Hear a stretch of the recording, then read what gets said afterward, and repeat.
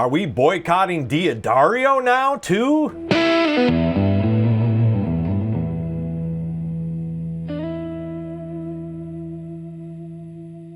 So as I was shooting and editing my video from yesterday, I kept seeing the latest barrage of videos and reactions to videos and reactions to the reaction of those videos about Diodario Gate. If you're not up to speed on this, the guitar string manufacturer Diodario released a promotional influencer style video a few days ago, and it was some dude playing a 7 or 8 string guitar, basically some gent or progressive metal song, and right away the internet went absolutely bonkers, claiming the video or the song or whatever was AI generated. And of course the YouTube guitar community went into full-on investigative mode and analyzed the video like it was the Zapruder film. YouTubers were giving their viewers a breakdown of every little nuance of the video as if it were a Monday Night Football post-game analysis. People are furious with Diodario, and supposedly Diodario shut down comments on the post because some of the comments got threatening, and of course that made everyone suspect it was AI even more, and then it took a few days for Diodario to release a statement saying it wasn't AI, along with a video showing the recorded tracks in Logic Pro to prove that it was an actual recording. Then people started picking apart that video, pointing out inconsistencies between the song in that video and the original video, and on it went.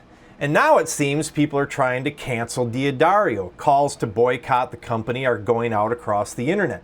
Then today I see that Diodario released a very lengthy explanation about how the song was created, which may or may not do anything to convince those that have already made up their minds that Diodario used the dreaded generative AI in their marketing. This situation outlines the problem with people developing this anti-AI hysteria. Basically, people have become so pissed off over generative AI and so hypervigilant over it that they are now seeing it everywhere, even where it doesn't actually exist. These are people that claim they are all about the artist rights, support real artists, and so on. Then they go about hurling accusations against an artist who it appears wasn't even using AI at all. Or at least not to make the song. It turns out he did use a mastering tool which has AI built into it. Now, I said I was done making videos about AI because many of you simply just can't handle it. You come across as little children that had their favorite stuffed toy taken away from them. Temper tantrum hardly does enough to describe the behavior of many of you when it comes to talking about AI. I get it. You don't like it. You're the same folks that would have said, if man was meant to fly, God would have given him wings when hearing about the invention of the airplane. But the fact is, AI is here, it's not going anywhere, and some people are going to use it a lot in their music, and some not at all. The musical playground is big enough for all types of musical expression. I remember back in the 80s when synthesizers were starting to become popular. Some people just freaked out. That's not real music, they'd say. Back then, people bitched about sampling portions of songs. Oh my God, you're stealing. Why can't you just make up your own music? Now, sampled portions of songs are in music all the time and no one bats an eye about it. I suppose we should all go back to beating on hollowed out logs and rubbing sticks together to make music. Maybe then people would be happy, but I seriously doubt it. Never underestimate the need of people on social media to have something to bitch about. When it comes to AI-generated music, I really don't have a horse in this race. I self-produced an album back in late 2019 and released it in 2020.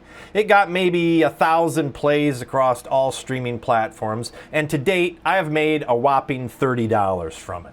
So it wouldn't have mattered if I had used AI to generate the music or not. Pretty much nobody listened to the album. I also posted a music video for a song I recorded back in 2020 right here about a week ago. I recorded the song before AI was mainstream, and that video has barely broken 350 views.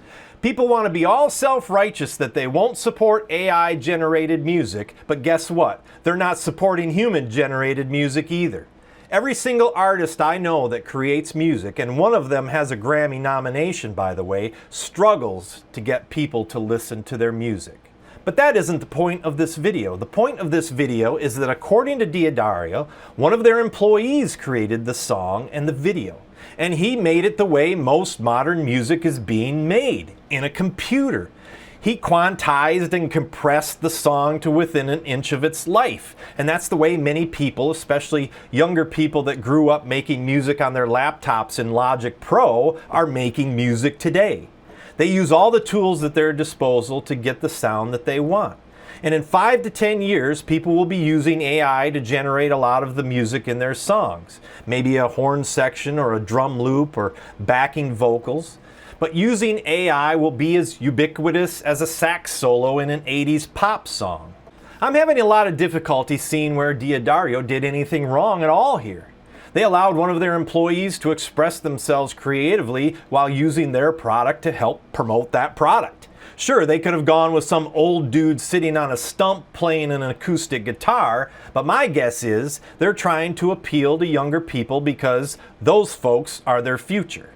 D'Addario has found themselves at the intersection between grumpy old men who still think that the only good songs are those recorded on tape and younger artists who are computer savvy and don't even play music that many of us can even identify with.